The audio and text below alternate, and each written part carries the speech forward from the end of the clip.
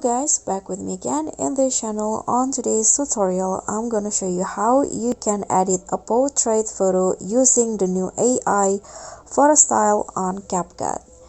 So first, you just need to add a photo of you to CapCut, any photo, and then here click on the photo on the track and go to Style.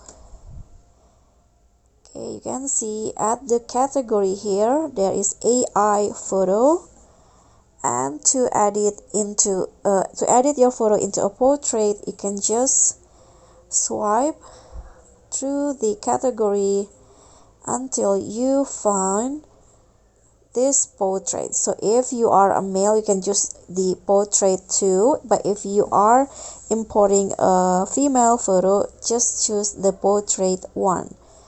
Click on that and wait for it to generate in CapCut, and just like that the portrait photo will be created.